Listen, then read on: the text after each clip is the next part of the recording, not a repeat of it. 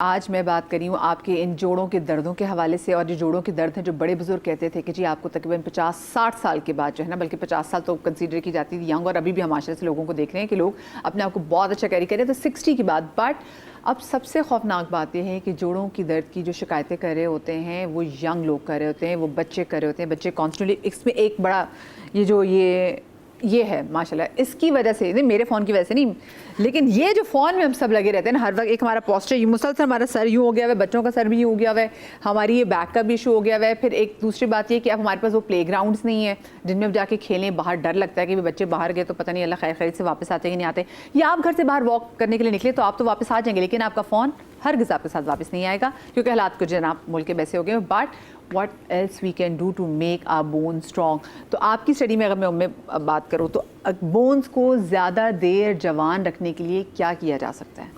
जैसे शुरू से कहा जाता है कैल्शियम हो गया, विटामिन डी हो गया, ये चीज़ें बहुत ज़रूरी हैं। उसके अलावा हमेशा कहते हैं कोलेजन 25 के बाद नहीं बन रहा होता, तो यखनी का रिवाज बहुत कम हो गया। यखनी पीना जो है वो बहुत ज़रूरी है, और वो भी ये जो मुर्गी है इसकी यखनी नहीं, बकरे की या गाय की हड्डियों की जो यखनी है वो पीनी चाहिए जिसमें कोलेजन मौजूद होता है। यखनी नहीं पी रहे हैं तो फ्लेक्सीड जो लुब्रिकेशन है, जो उसका कुशन बरकरार है, हड्डियों की मूवमेंट में प्रॉब्लम ना आए। पहली चीज़ विटामिन डी हो गया, कैल्शियम हो गया, उसके बाद जो है ये आपका ओमेगा 3 जो होते हैं ये बहुत ज़रूरी है। ये तीन चीज़ें अगर आपकी ज़िंदगी में मौजूद है शुरू से, मतलब एज के हिसाब से आप ले रहे हैं, और अपनी बॉडी को मूवमेंट की आदत डालें।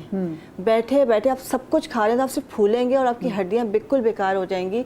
मूवमेंट सबसे इंपॉर्टेंट। अच्छा उम्र, ब्रेक पर जाने से पहले मैं एक सवाल छोड़ के गई थी। आजकल हम देख रहे हैं कि वो हमारे दोस्त जिनको चिकनगुनिया या डेंगू हो रहा है, चिकनगुनिया के तो शुक्र इस बार केसेस कम सुनने को मिल रहे हैं, वो फिर महीनों दर्द की शिकायत करते हैं। क्यों? देखिए ज़ाहिर सी बात, इन्फ्लेमेशन है बॉडी के अंदर, आपका बुखार ख़त्म हो गया, बज़ाहिर तो आप ठीक हो गए, लेकिन जो उसने इन्फ्लेमेशन बॉडी के अंदर कर दी, उसकी रिपेयर में जो टाइम लग रहा है, और जो सोजिश जिसे कहा जाता है आ गई है, जब तक वो ठीक नहीं होगी, और बाकी जो डिटेल है वो तो डॉक्टर साहिबान बताएंगे, लेकिन जहाँ तक हमें अंदाज़ा है कि वो सिर्फ उस इन्फ्लेमेशन की वजह से, क्योंकि जब तक वो कोई पेन किलर नहीं खाते, कोई ऑयल का मसाज नहीं करते, उनको आराम नहीं आता, और इतनी तकलीफ़ देह होती है कि वो सीधा बैठ भी नहीं सकते हैं। उसके लिए यही है कि आपको सबसे पहले अपनी डाइट चेंज करनी है। डाइट में सबसे ज़्यादा क्या होता है कि जी मुर्गी की यखनी बनाओ और पी लो, वो और नुकसानदेह है। मुर्गी की यखनी अगर आपने पीनी ही है, वो यही होता है कि बीमार है, यखनी बनाइए। काली मिर्च का इस्तेमाल ज़रूर करना चाहिए, क्योंकि इन्फ्लेमेशन के लिए काली मिर्च बहुत अच्छी है। दूध हल्दी हमेशा कहा जाता है, दूध हल्दी जो बताते हैं कि करक्यूमिन आपका बॉडी के अंदर जाएगा, वो इन्फ्लेमेशन कम करेगा, आपके बोन्स की आपके जो दर्द है उसको कम करेगा। तो ये चीज़ें जब इस्तेमाल करेंगे, लोग क्या करते हैं, दूध में जो है ना हल्दी डाली और पी लिया और फ़ायदा नहीं हुआ। खासकर जो चिकनगुनिया की आप बात कर रही हैं, इस तरह के जो मरीज़ हैं, उनको जो है गोल्डन मिल्क जो है ये ज़रूर इस्तेमाल करना चाहिए। अब तो टर्मरिक मिल्क की लाटें मिल रही है, बाहर ट्रैवल करें वो आपको लाटे दे रहे टर्मरिक मिल्क। अच्छा हाँ। ये भी 3 तरह के बनते हैं। एक में आप जैसे आप काली मिर्च ऐड कर रहे हैं, जो बटर या घी तो लाजमी है, ऐसे कि घी नहीं होगा चिकनाई नहीं रिलीज़ होगी, और चिकनाई फिर आपकी बॉडी में नहीं जाएगी तो फ़ायदा नहीं देगी। सिर्फ आपने दूध हल्दी पी और फ़ायदा ख़त्म हो गया। लेकिन अगर उसमें आप चिकनाई ऐड कर रहे हैं, काली मिर्च ऐड कर रहे हैं, कहीं पे उसके अंदर जो है सिनेमन, दालचीनी ऐड होती है, ये डिफरेंट टाइप के बनते हैं। चिकनाई में यू कैन ऑलवेज ऐड, वो जो देसी घी की बात की है, इतना बेस्ट है कि आप, मैंने सुना लोग कहते हैं इसको देसी घी में हल्का सा भून लें। आप बिल्कुल भून लें, हल्दी को भून लें, जो फ्रेश हल्दी मिलती है उसमें आप काली मिर्च डाल दें, आप अपने हिसाब से, थोड़ा सा आप दालचीनी डाल दें, आप मिक्सचर बना के रख लें। दूध गर्म करें, मिक्स करें, चाहे तो उसमें हनी ऐड कर सकते हैं। ये वो तमाम चीज़ें जो जोड़ों की सेहत के लिए अच्छा है। चोट लगना एक अलग चीज़ है, लेकिन इन्फ्लेमेशन को कम करने के लिए सबसे बेस्ट है। और उसके साथ साथ जो पेन हो जाता है, जो रगड़ की वजह से जो पेन होता है, हड्डियाँ कमज़ोर होती हैं, उसके लिए भी बेस्ट। क्योंकि देखिए मुंह पे तो हम काम कर लेते हैं, हम कहते हैं हमारा मुंह जो है ना वो सदा जवान रहना चाहिए, लेकिन वो जो अंदर हड्डियाँ हैं ना, कि सोचे मुंह आपका जवान और आप लंगड़ा लंगड़ा के चल रहे हैं, वैसे आजकल मैं चल रही हूँ अपने वाक़े से, बट ये बहुत मैटर करता है। मुझे बताएं, ये जो डेंगू है, इस तरह की बहुत सारी चीज़ें, ये हमारे जोड़ों के साथ ऐसी क्या चीज़ करती है जो हमें पता नहीं चलता। जैसे देखिए, ये समझ में आती है कि जब बीमार हो, आपको बुखार हो, आपका एनर्जी लेवल डाउन हो जाता है, समझ में आता है। फिर एनर्जी लेवल डाउन होता है तो हर चीज़ इफेक्ट हो रही होती है, लेकिन रिकवर होने के बाद भी आपकी जो बोन है वो रिकवर, आपकी जो दर्द है वो रिकवर नहीं हो रही, आपको चलने फिरने में प्रॉब्लम होती है। मैं बहुत से लोगों को ऐसे देखती हूँ कि जो डेंगू के बाद और इवन के आफ्टर डिलीवरी वो कई महीनों तक, चाहे वो नॉर्मल डिलीवरी हो, वो फिर बैठ के नमाज नहीं पढ़ पाते। ये भी बहुत इश्यूज़ होता है। तो ये ऐसी बीमारी हमारी बोन्स के साथ ऐसा क्या कर देती हैं? देखिए ये जो वायरसेस होते हैं ना, डेंगू का वायरस और चिकनगुनिया का जो वायरस होता है, ये बज़ाहिर तो जो सिम्टम्स कॉमनली हम सोचते हैं, बुखार हो गया, जी जी, बहुत ज़्यादा मसल एक्स हो गई, प्लेटलेट्स गिर गए, रैश हो गया, मगर ये इनका जोड़ों पे बहुत ज़्यादा, स्पेशली चिकनगुनिया जो वायरस होता है ना, उसका जोड़ों पे बहुत ज़्यादा डायरेक्ट असर होता है, डायरेक्ट एंड इनडायरेक्ट।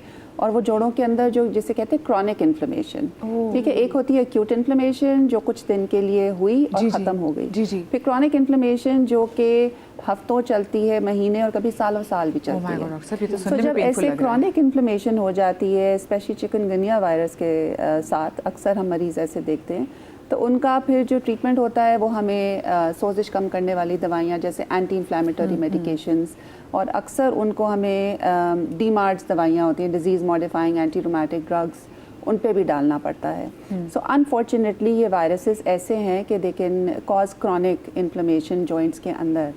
प्रेगनेंसी की जो आप बात करें, प्रेगनेंसी के अंदर बहुत सारी मस्कुलोस्केलेटल चेंजेस ऐसी होती हैं, ये जो लिगामेंट्स होते हैं और टेंडन्स होते हैं वो थोड़े रिलैक्स हो जाते हैं, स्ट्रेच हो जाते हैं, क्योंकि आपको अकोमोडेट करना होता है बेबी को इन योर बॉडी, राइट। सो वो जब लिगामेंट्स ऐसे स्ट्रेच होते हैं, जब आप डिलीवर कर जाते हैं तो उनको नॉर्मल होने में अपनी जो उनकी नॉर्मल जो एर्गोनॉमिक्स मैकेनिक्स होते हैं उसको कुछ टाइम लगता है। सो बॉडी इसीलिए हील होने में महीने लग जाते हैं, and that's why it's recommended कि 6 वीक्स आफ्टर यू डिलीवर अब आपको सम फॉर्म ऑफ एक्सरसाइज शुरू कर देनी चाहिए, बिकॉज वो भी आपकी हीलिंग में। लेकिन 6 वीक्स आपको रेस्ट भी करना चाहिए। बिल्कुल, जैसे यूके में, स्कॉटलैंड में कहा जाता है that your grave is open till 40। हमारे यहाँ जो बड़े बुजुर्ग जो 40 दिन का कहते थे, देयर वाज अ रीजन, क्योंकि लोग कहते नहीं जी हम तो लोग आराम से वॉक कर रहे होते हैं, लेकिन उनके कहीं ना कहीं साइड इफेक्ट्स उनको भी सामने आते हैं, तो रेस्ट करना बड़ा ज़रूरी। मैं चाहूँगी गालिब आप ज़रा किचन काउंटर की तरफ चले जाएँ और हमें बताएं कि हिकमत में हम कैसे इसका इलाज तलाश कर सकते हैं। अच्छा, सबसे पहले तो जिस तरह अभी बात हो रही है चिकनगुनिया की और इन्फ्लेमेशन की, जोड़ों में इन्फ्लेमेशन बहुत ज़्यादा रह जाती है, और जो कि जिस तरह डॉक्टर साहब ने भी कहा कि वो बहुत ज़्यादा क्रॉनिक हो जाती है और लोगों को बहुत अरसे तक इन्फ्लेम्ड रहता है, चलने में लंगड़ाहट, सुबह उठ रहे हैं तो हड्डियों में दर्द की कैफियत, छोटे जोड़ों में दर्द की कैफियत। इसके साथ साथ अर्थराइटिस के पेशेंट्स भी ये नुस्खा इस्तेमाल कर सकते हैं, जो रेमेटाइड अर्थराइटिस है उसमें भी ये नुस्खा कारआमद रहेगा।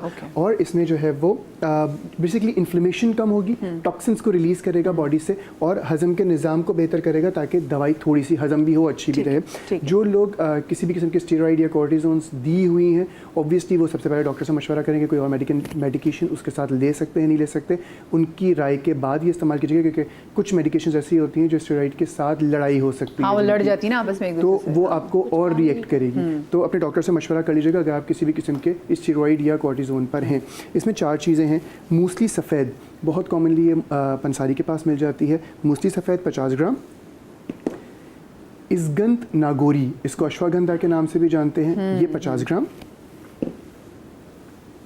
सिंघाड़ा खुश्क, नेचुरल कैल्शियम होता है इसमें, हड्डियों को मजबूत भी करता है और इन्फ्लेमेशन को भी कुछ हद तक। और अभी मेरे ख्याल से आने भी वाले, तो मेरे ख्याल से हमें खाने चाहिए। मुझे नहीं पता, लोग कहते हैं कि खाने में अजीब होता है, जिसको आदत तो मेरे ख्याल से वो तो बहुत मज़े की चीज़ होती है, थोड़ा सा काला नमक लगा के अच्छे भी लगते हैं। मेरे तो अब्बू ने हमें बचपन में तुन के खिलाए हुए हैं। हाँ, वो आपने जिक्र किया था। जी जी, अल्हम्दुलिल्लाह मीठे, कोई भी ऐसी चीज़ तो अब बड़ा जबर किया जाता था। सिंघाड़ा और मिठे 2 चीज़ें आपको बहुत पसंद है।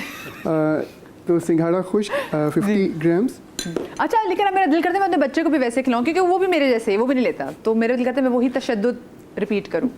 लेकिन ये तशद्दुद हाँ खिलाने, ये माँ का तशद्दुद है जो बच्चे को प्यार से जब कुछ ठूस रही होती है, और कोई तशद्दुद नहीं। हाँ, नो तशद्दुद अदरवाइज। चौथी चीज़ जो मैं इसमें दे रहा हूँ वो सौंठ है, ड्राइड जिंजर। ये इन्फ्लेमेशन को भी कम करती है, हजम के निज़ाम को बेहतर करती है। इसमें क्योंकि जो जड़ी बूटियाँ हैं वो थोड़ी सी गैस्ट्रिक प्रेशर इंक्रीज़ कर सकती हैं, तो सौंठ उसके लिए भी दवा है और जोड़ों के दर्द के लिए भी दवा है। ये चारों चीज़ें जो है वो 50-50, 3 चीज़ें 50-50 ग्राम और 25 ग्राम सौंठ, ये टोटल पाउडर जो है वो पाउडर करके रख लीजिए। इसको आधा चाय का चमचा सुबह और आधा चाय का चमचा अगर रात को लिया जाए तो ये बहुत ज़्यादा बेनिफिशियल है। किसी भी किस्म के जोड़ों का इशू हो उसमें आप ये ले सकते हैं, किसी किस्म का इसका साइड इफ़ेक्ट नहीं है अगर आप किसी कॉर्टिसोन या स्टेरॉइड पे नहीं है तो। तेल की बात की थी डॉक्टर बिल्किस ने, तेल बहुत अच्छा हो सकता है लगाने के लिए, बहुत ज़्यादा बेनिफिशियल हो सकता है अगर आपको कोई स्किन डिजीज़ नहीं है तो। और जो इसमें सबसे बुरी हरकत हम करते हैं, तेल लगा रहे हैं या मसाज इतनी ज़ोर से नहीं, ज़ोर से करो मज़ा आएगा। हाँ। या बच्चों को कहते हैं मेरी कमर पर चलना शुरू हो जाओ, ये बहुत गलत चीज़ है। मैं ऐसे ये टांगों में भी है कि चलो खड़े हो जाए। हाँ बिल्कुल। तो एक सर्टेन प्रेशर तो हमारी बॉडी बर्दाश्त कर सकती है, खासकर लंबर पे जो लोग कहते हैं ना, कमर पे चलो बच्चों को कह देते हैं। जी जी। मैं एक पेशेंट को जानता हूँ, उनके बच्चा गलती से उछल गया, वो अनबैलेंस हुआ और वो उछल गया, उनकी रीढ़ की हड्डी वहीं पे टूट गई और वो अब पैरालाइज हैं बहुत अरसे से। ये बहुत बुरा अमल हो सकता है। और इसी तरह किसी भी आप मालिशिया के पास चले गए, जो कि नॉर्मली हमारे यहाँ गलियों में घूम रहे होते हैं, मसाज कर दो ज़ोर से, जितना ज़ोर से करोगे तुम उतने अच्छे हो, ऐसा नहीं होता। सर्टेन प्रेशर पॉइंट्स होते हैं, उस पर एक सर्टेन प्रेशर बर्दाश्त करने की सलाहियत होती है। अगर हम उससे, हमारा मसाज का मतलब सिर्फ ये होता है कि सर्कुलेशन ऑफ ब्लड को इनहेंस करना, दैट्स इट। हमारी रगों को थोड़ी सी तकलीफ, ब्लॉक है, खोल इसको, खवातीन ये कह रही होती हैं, वो खुलती नहीं है, वो और डैमेज हो जाती है। मैंने लोगों को देखा, लोग तो कहते हैं जो अपने घर में जो हेल्प है उससे ऐसे दबा रहे होते हैं कि वो हेल्प बाद में खुद पागल हो जाती है। हेल्प कहती है हमारे अब हाथ पाँव काम नहीं करेंगे 2 हफ्ते तक, क्योंकि वो इतना जोर और जोर से दबाओ और जोर से दबाओ। तो वो जोर जो आप रिकमेंड नहीं करते ना? ये बिल्कुल भी नहीं करता। मैं तो एक बहुत वाज़े एक मैंने पैगाम दिया कि एक बच्चे के चढ़ने की वजह से वो बंदा पैरालाइज है, और ही वाज जस्ट 31, जो आज तकरीबन 7-8 साल से तो मैं देख रहा हूँ कि वो पैरालाइज्ड है। Oh my God. रीज़न सिर्फ एक छोटी सी गलती, एक छोटा सा कमर का दर्द जिस पे गलत इकदाम उठा के उसको ख़राब किया गया। Oh my God. तो बहुत ज़्यादा इंपॉर्टेंट है। फिर L4, L5, S1 में जो डिस्क स्लिप हो जाती है, उसमें भी हमें नहीं पता कि क्या इशू है। मालिश करो, तेज तेज मालिश करो, चढ़ना शुरू हो जाओ। बात यह है, ये वो एलिमेंट है जो कि आपके स्लिप डिस्क को और ख़राब करता है। जब आप डॉक्टर के पास जाते हैं, शायद वो इन सारी हरकतों से पहले ट्रीटेबल हो सकता था, जो कि हमने गिफ्ट में आपको खुद ख़राब किया अपने आप को। तो इसमें 3 चीज़ें मैं लूँगा। तेल, सरसों का तेल जो कि बहुत कॉमनली आपको मिल जाएगा, सरसों का तेल, इसमें 100 ml लेंगे।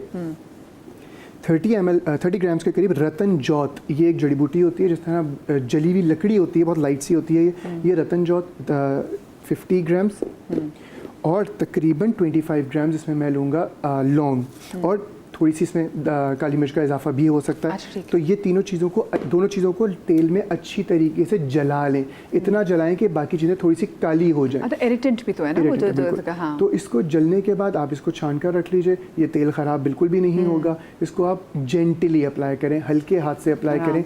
मसाज करना है, पहलवानी नहीं करनी है, हल्के हाथ से करें। सर्कुलेशन ऑफ ब्लड को बेहतर कराने की कोशिश करनी है, ना कि ये कि रगों को और ज़्यादा हमें तोड़ने की कोशिश करनी है। वो नहीं टूटती, ठीक है, बल्कि वो आपको और ज़्यादा नुकसान देगी। तो ये ऑयल है जो कि आप घर में बहुत इजीली बना सकते हैं, किसी भी एज ग्रुप पे लगाया जा सकता है। ये सिर्फ इसकी एक चीज़ है कि बहुत ज़्यादा ड्राइनेस नहीं होनी चाहिए स्किन पे, किसी किस्म का एक्जिमा, सोराइसिस या कोई ऐसा फंगल इन्फेक्शन उस जगह पे ना हो, क्योंकि जैसे आपने भी कहा इरिटेंट है, तो वो उस चीज़ को और एग्रीवेट कर देगा स्किन इन्फेक्शन को। शायद आपकी हड्डी में फ़ायदा हो जाए, लेकिन स्किन इन्फेक्शन को इरिटेट करेगा, तो वो ना लिया जाए तो बेहतर है।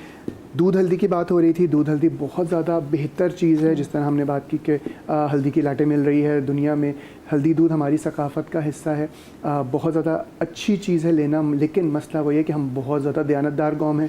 हल्दी का जो पाउडर मिल रहा है अब 90% अगर मैं देखूँ जो खुली जगहों पे मिल रहा है, मैं सबकी बात नहीं करूँगा, बट अच्छी खासी जो है वो अल्हम्दुलिल्लाह वो बहुत अच्छी हल्दी है, आमेज़िश से भरपूर अल्हम्दुलिल्लाह। तो मेरा मशवरा तो हमेशा होता है कि सबसे बेस्ट तो है सब्ज़ी वाले के पास जो फ्रेश हल्दी का मौसम आता है, वो सबसे बेस्ट है। उसको खुद सुखाएं और पीस के रखें। आप थोड़ी सी मेहनत करेंगे, आपके बेनिफिट्स उस चीज़ के जो हम हासिल कर सकते हैं। मैं अक्सर एक बात कहता हूँ, हमारे लिए ये हर्ब्स हैं, मसाले हैं। हल्दी हो गई, लौंग हो गई, काली मिर्च हो गई, दालचीनी हो गई, हमारे लिए मसाले हैं, लेकिन इसको अंग्रेज़ आज स्पाइसेस नहीं कहता, इसको हर्ब्स कहता है। ये वो चीज़ें हैं जो कि हमारी अद्वियात हैं, जो कि हमारे बुज़ुर्गों ने हमारी सकाफ़त में डाल दी ऐसे कि हम रोज़ाना ले रहे होते हैं। शायद बहुत सारी बीमारियों से हम बचे रहें अगर इसकी क्वांटिटी और क्वालिटी हम अच्छी लें।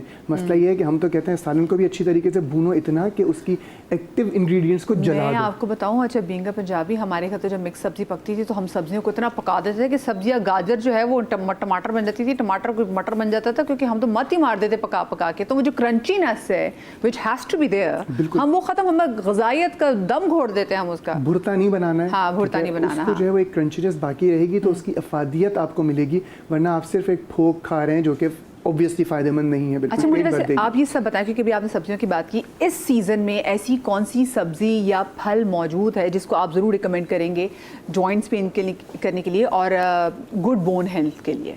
अगर मैं आपसे शुरू करूँ तो देखिए, विटामिन डी की अगर बात करें तो डाइट में एक तो फ्रूट्स वेजिटेबल के अलावा आई थिंक सबसे ज़्यादा फ़िश, ठीक है, फिश के अंदर विटामिन डी बहुत ज़्यादा होती है, सैमन के अंदर, टूना के अंदर। और हम कराची में रहते हैं, ऑब्वियसली फ्रेश सी हमारे पास अवेलेबल है फ़िश। दूसरा नट्स आर वेरी गुड, ठीक है, नट्स आप वॉलनट्स खाएं, आलमंड्स खाएं। फ्रूट्स के अंदर बनानाज अच्छे हैं, अगर आप वेजिटेबल्स की बात करें स्पिनच इज़ वेरी गुड। क्योंकि मैंने सुना वैसे भी इन्फ्लेमेशन कम करते हैं जो बनानास हैं, जो केले हैं। Yes, so bananas are very healthy, vitamin D, calcium, ये सब हड्डियों के लिए bananas are excellent. But honestly vitamin D की जो मिकदार फ्रूट्स और वेजिटेबल्स में होती है वो इतनी ज़्यादा नहीं होती। ज़्यादा नट्स के अंदर होगी, अंडों के अंदर होगी, डेयरी मिल्क के अंदर होगी और फिश के अंदर होगी और red meat. So generally, I think vegetables and fruits are not a good source of vitamin D. सही। आप क्या डॉक्टर बिल्किस आपको सजेस्ट करेंगे? आमलोग और भिंडी। आमला और भिंडी, हाँ। आमलोग और भिंडी। आमलोग आजकल आए हुए हैं, वो हड्डियों के लिए भी बहुत अच्छा है, और भिंडी भी बहुत अच्छी हम लोग होती है। जिसको अब जापानी फल, लाहौर में, पंजाब में इसको जापानी फल कहते हैं। जापानी फल वो बहुत ज़बरदस्त होता है कि वो एटलीस्ट 2 रोज़ाना खाएं, आपके गट हेल्थ के लिए भी अच्छा है, आपके उसके लिए भी, हड्डियों के लिए भी अच्छा है। इसी तरह भिंडी के बीज जो होते हैं वो भी बहुत अच्छे होते हैं, और ओकरा वाटर जिसे कहते हैं ना, भिंडी का पानी, आप 4 से 5 भिंडी को छोटा छोटा पीस करके खौलते गर्म पानी में रात को ढक दीजिए और सुबह छान के वो पी लीजिए। तो इससे क्या होता है कि आपको शुगर मेंटेन होता है और आपके हड्डियों के लिए भी बहुत अच्छा है, और आपके कोलेजन के लिए भी बहुत अच्छा है। जैसे डॉक्टर ताशमीन, आप क्या वैसे सजेस्ट करेंगे? जी, ग़िज़ा के मामले में जो बातें की गई हैं वो sums up quite a lot, लेकिन जो फल और फ्रूट्स की बात थी ना, वो मैंने यही कहा था कि विटामिन सी उनके अंदर होता है, जो कि जोड़ों के लिए बड़ा इंपॉर्टेंट होता है। विटामिन डी तो बेशक कम होता है उनके अंदर, लेकिन ये बाकी चीज़ें विटामिन सी हो गए और उसके अलावा मिनरल्स हो गए। अब खाने को अगर बहुत ज़्यादा पका देंगे तो वो विटामिन्स तो सारे डिकम्पोज होकर ख़त्म हो जाते हैं ओवर कुकिंग से। इसलिए उनको उस हालत में रहना चाहिए कि आपको उसकी क्रंचीनेस फील हो रही हो, सब्जियों को खास के। सैलड्स वगैरह उनका भी रिवाज बड़ा कम है हमारे यहाँ, उनके अंदर मिनरल्स होते हैं तरह तरह के, और उन सब का आपस में इंटरेक्शन होता है। एक बैलेंस डाइट के अंदर ये सारी चीज़ें मौजूद होनी चाहिए, ताकि प्रोटीन, कार्बोहाइड्रेट और फैट के साथ साथ विटामिन्स और मिनरल्स भी मुनासिब तनासब से जाएं, ताकि क्योंकि वो सब उनकी डाइजेशन में भी आपस में एक दूसरे की हेल्प करते हैं, और बॉडी बिल्ड करने के लिए जो केमिकल्स चाहिए होते हैं उनका आपस में इंटरेक्शन होता है, तब जाके सही तरह से ऑफ कोर्स पूरी साइंस होती है बॉडी। बिल्कुल पूरी साइंस है। उम्मीद आप क्या वैसे क्या सजेस्ट करती हैं? लेकिन ग्रीन्स, ऑरेंज एंड येलो, इन कलर्स में जो भी चीज़ मौजूद है ना, फ्रूट्स एंड वेजिटेबल्स के अंदर, ये आपकी बोन हेल्थ के लिए, आपके दांतों के लिए बहुत ज़्यादा इफेक्टिव है। तो ये इस्तेमाल और भी तो पालक, अभी साग जो ग्रीन जो भी आ रहा है, लेकिन वही वाली बात कि उसको आपने इतना जलाना भुनाना नहीं है कि उसकी सारी न्यूट्रिएंट्स जो है वो जल भुन के ख़त्म हो जाएं। तो जैसे अभी भिंडी की बात हुई है या सैलेड की बात हुई, तो इस तरह से खाएं कि उसके अंदर जो अल्लाह ताला ने ग़िज़ाइयत दी है वो आपकी बॉडी में जाके एब्जॉर्ब हो जाए। और जो कॉम्बिनेशंस होते हैं वो इसलिए ज़रूरी होते हैं कि कोई एक चीज़ हम खा रहे हैं तो उसका मतलब ये नहीं कि जाके फ़ौरन लग जाएगी, वो एब्जॉर्ब करने के लिए कोई दूसरी चीज़ हमें चाहिए, एक कैरियर चाहिए हमें। एग्जैक्टली। तो इसलिए कॉम्बिनेशन इस्तेमाल किए जाते हैं कि आप कोई भी विटामिन सी ले रहे हैं, डी ले रहे हैं, ई ले रहे हैं, तो कोई जो उसका कैरियर है वो आपकी बॉडी में उसको प्रॉपर एब्जॉर्ब करा देगा। सही। आपने सिंघाड़े की बात की, और सिंघाड़े के अलावा और क्या चीज़? सिंघाड़ा हो सकता है, भिंडी हो सकती है, फिर जितनी भी जो फल और सब्जियां मौसम की होती है ना, और जिस जगह, जैसे हमने बात भी की थी एक दफ़ा कि जिस मौसम में और जिस जगह पे वो फल आता है वो उस जगह के लिए हर चीज़ के लिए दवा होता है। ज़रूरी नहीं है कि हम सिर्फ कैल्शियम पे जाएं। जैसे हमारे यहाँ कॉमन सी चीज़ है, हड्डियों में दर्द हो रहा है, कैल्शियम खाए जाओ, ऐसा नहीं है। कैल्शियम की रिक्वायरमेंट आपकी कितनी है, मैंने पहले भी प्रोग्राम्स में अर्ज़ किया है कि ज़्यादा कैल्शियम लेने की वजह से हम कैल्सिफिकेशन ऑफ हार्ट पे चले जाते हैं, जो कि शरियाने ब्लॉक करने का कैल्शियम स्कोरिंग के बायस टेस्ट कराने पड़ जाते हैं। लेकिन मुझे एक बात बताएं, ये जो भी आपने कैल्शियम के हवाले से बात की, अगर हमारी ख़वातीन को देखें तो हमारी ख़वातीन, मैं कहती हूँ शाज़ो नादिर आपको ये खातून ऐसे मिलेगी जो आपको बोलेगी जो आप ज़बरदस्त, आपके सब टेस्ट बड़े कमाल आए हैं। सबसे ज़्यादा जो हमारी ख़वातीन में, अगर मैं विटामिन डी के वाले से बात भी करूँ, every other woman is suffering, और इसके अलावा मैं कैल्शियम के वाले से बात भी करूँ तो उसका भी कुछ ऐसी सिचुएशन है। और हम अक्सर डॉक्टर से पूछे बगैर हम विटामिन डी और हम कैल्शियम की जो है वो टेबलेट्स को ले रहे होते हैं। सो ये जो मुस्तकिल जो भी हम ले रहे होते हैं, क्या मुस्तकिल भी इसकी ओवरडोजेज हो सकती है? 100% होती है। जैसे कैल्शियम की तो बताइए, तो विटामिन डी की भी हो सकती है? बिल्कुल होती है, बल्कि मेरे पास तो 1-2 ऐसे केसेस मैंने देखे हैं, सुने भी हैं, देखे भी हैं कि ओवर विटामिन डी लेने की वजह से हड्डियाँ थोड़ी सी टेढ़ी होना शुरू हो गई हैं उनकी। तो विटामिन डी खतरनाक, कोई भी चीज़ ज़रूरत के बगैर लेंगे तो ऑब्वियसली वो ख़राब लगेगी। डॉक्टर साहब, आपके पास ऐसे कोई केस हुए? जी देखिए, विटामिन डी आप बिल्कुल सही कह रही हैं। हमारे मुल्क में एक ये कल्चर है कि बस विटामिन डी हर चीज़ की दवा है, तो लोग विटामिन डी ऐसे खाते हैं कि जैसे दवा नहीं है, वो कोई एक स्वीट है या टॉफ़ी है या कुछ है। चल भी खाना खत्म हो गया, चलो भी गोली लाओ। सो विटामिन डी देखिए बहुत यूज़फुल है विटामिन, मगर इसकी टॉक्सिसिटी हो सकती है। विटामिन डी का जो मेटाबॉलिज्म होता है ना, वो कैल्शियम से बहुत क्लोजली रिलेटेड होता है। अगर विटामिन डी बहुत बढ़ जाए तो कैल्शियम बहुत ज़्यादा बढ़ जाता है, और दोनों की मिकदार अगर ब्लड में बहुत ज़्यादा हो जाए तो उसके टॉक्सिसिटी की जो सिम्टम्स होते हैं ना, वो एक्चुअली काफ़ी ख़तरनाक हो सकते हैं। मसल पेन बढ़ सकती है, आपको न्यूरोलॉजिकल सिम्टम्स हो सकते हैं, स्पैज़म्स हो सकते हैं, किडनी स्टोन्स बन सकते हैं। सो आई थिंक बिल्कुल, सो आई थिंक यू नो अगर रिक्वायरमेंट नहीं है आपको इतनी विटामिन डी की, तो इतनी ज़्यादा डोज खाना डेली या you know regularly every week is not a good idea. And I think we should need a break as well. हमें ब्रेक भी लेनी चाहिए जब आप कोई भी कोर्स कर रहे हैं, तो उसके बाद एक टाइम के बाद आपको ब्रेक लेनी चाहिए। हाँ बिल्कुल, और अपना लेवल चेक करा लीजिए। अगर 30 से कम है, जनरली वी रेकमेंड कि 30 से ज़्यादा हो लेवल। अक्सर हम मरीज़ देखते हैं जो 150 125 उनका विटामिन डी का लेवल हुआ होता है, बिकॉज वो इतनी ज़्यादा विटामिन डी खा के आए हुए होते हैं। और अच्छा, क्योंकि मैंने ब्रेक की बात की तो ब्रेक मुझे भी लेनी है। ब्रेक बड़ी ज़रूरी होती है भाई, अगर आप ब्रेक नहीं लेंगे गुजारा नहीं होगा। ब्रेक के बाद हम क्या कोई चीज़ के बना रहे हैं, हल्दी दूध पे बात करेंगे कि वो किस तरह बेनिफिशियल हो सकती है। उसके अलावा एक छोटी सी और रेमेडी जो कि जिगर के हवाले से, वो क्यों है और हड्डियों से उसका क्या ताल्लुक है, उस पर तरह अब बात करने जा रहे हैं दूध हल्दी के हवाले से, जो प्रेग्नेंट खवातीन उनको भी दिया जाता है और बुजुर्गों को भी दिया जाता है। कोई चोट लग जाए, कोई बैरूनी अंदरूनी, तो इन चोट में दूध हल्दी जरूर दिया जाता है, बिकॉज उसकी एंटीसेप्टिक क्वालिटीज होती हैं। आप क्या बताने जा रहे थे इस बारे में? आपने आधी चीज़ बता दी है, एंटीसेप्टिक प्रॉपर्टीज। मैं बन सकती हूँ, मुझे पता है कितने साल लगेंगे कि मैं भी, मुझे कोई डिग्री मिल जाएगी। काफ़ी सारे लोग हैं जो एक दूसरे की चेयर्स लेने के वो हुए हैं।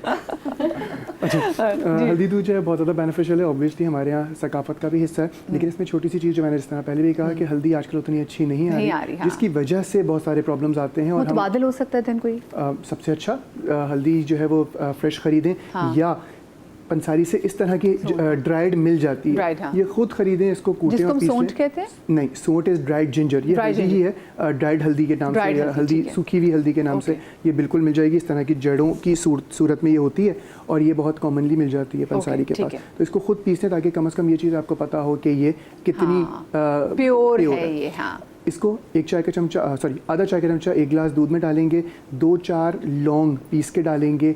ये आपके लिए एक बेहतरीन दूध हो गया। मैंने लौंग का नहीं सुना था, आज मैं पहली बार सुनी। एंटी इन्फ्लेमेटरी है, एंटी इन्फ्लेमेटरी और बहुत अच्छा इसका इफेक्ट होगा, जो कि आपके थ्रोट से लेके हड्डियों के इश्यूज तक एक बेहतरीन ड्रिंक बन जाएगी, जो कि आप इसको ले सकते हैं, कंज्यूम कर सकते हैं। लेकिन फिर वही बात है कि उसका असली होना ज़रूरी है, दूध का भी और हल्दी का। ठीक है। अच्छा, आखिरी चीज़, हमारे यहाँ एक हिकमत में तो बहुत पहले से कॉन्सेप्ट था, मैंने अब कुछ रिसर्चेस पढ़ी हैं अभी अमेरिकन, जो कि कहते हैं कि जो इन्फ्लेमेशन हड्डियों की होती है, जिस किसी भी किस्म का आर्थराइटिस हो, उसमें कहीं ना कहीं जिगर का मुब्तला होना लिखा हुआ होता है, कि जिगर भी उसमें कहीं ना कहीं इन्वॉल्व होता है। नहीं, जिगर की खराबी की वजह से हड्डियों में इन्फ्लेमेशन बढ़ रही होती है। तो ये एक वो है, हमारे यहाँ तो बहुत पहले से कहता है एक गट हेल्थ, जिसको हम पेट कहते हैं, या जिसको हम या आप ये कह लें कि मैदा। और दूसरी चीज़ ये है कि जिगर, अगर ये दो चीज़ें बेहतर हो तो हम बहुत सारी बीमारियों से बच सकते हैं। ये दोनों सही काम करो तो आपके मुंह पे आ जाता है, हशाश बशाश लगेगी, नजर आता है। और अगर आपका लिवर थोड़ा सा खराब है तो पिलाहट आ जाती है। लेकिन अगर लिवर टॉक्सिक हो रहा है, आप देखेंगे अक्सर लोगों के पैचेस हो रहे होते हैं ब्लैक कलर के, स्टोन में जा रहे होते हैं, एकदम से कलर चेंज हो जाता है। वो भी लिवर टॉक्सिसिटी की वजह से होता है। तो लिवर के टॉक्सिन्स को सही करना बहुत ज़रूरी है, जो कि आपको बहुत ज़्यादा बीमारियों में फ़ायदा दे सकता है। इसमें हम एक गिलास पानी लेंगे, उसमें आधा चाय का चमचा कासनी के बीज डालेंगे, जी, आधा चाय का चमचा मको डालेंगे, इसको इंग्लिश में ब्लैक नाइटशेड कहते हैं और कासनी को चिकोरी कहते हैं। और आप इसको सर्च भी कर सकते हैं, बहुत ज़्यादा बेनिफिशियल है इन तमाम चीज़ों के लिए। और इसमें तकरीबन 3 ग्राम के करीब मुलेठी ये डालेंगे, और थोड़ी सी हल्दी, तकरीबन ये आधा या क्वार्टर चाय का चमचा होगी। जी। इसको पकाएंगे, जोश देंगे एक, और उसके बाद इसमें 1 चुटकी अजवाइन की ऐड करेंगे और इसको बंद कर देंगे। 5-7 मिनट 10 मिनट रखेंगे ढक के। जब ये थोड़ा सा इस काबिल हो जाए कि पिया जाए, इतना थोड़ा ठंडा हो जाए, तो इसको आप पी लीजिए। ये बहुत ज़्यादा बेनिफिशियल है आपके लिवर डिटॉक्स करने के लिए, टॉक्सिन्स को रिलीज़ करने के लिए। खुदा न खास्ता किसी को हेपेटाइटिस ए या ई हो तो वो भी इसको इस्तेमाल कर सकता है। ये बहुत ज़्यादा फ़ायदा होता है लिवर की इन्फ्लेमेशन, जिसको हम टाइटिस का मतलब होता है इन्फ्लेमेशन। तो जिगर की इन्फ्लेमेशन के लिए एक बेहतरीन रेमेडी है, चाहे वो जॉन्डिस वाली सूरत में हो या हेपेटाइटिस ए या ई हो, या इसके अलावा हम जैसे हमने बात की एक रोज़मर्रा की ज़िंदगी में भी इसको लिया जा सकता है।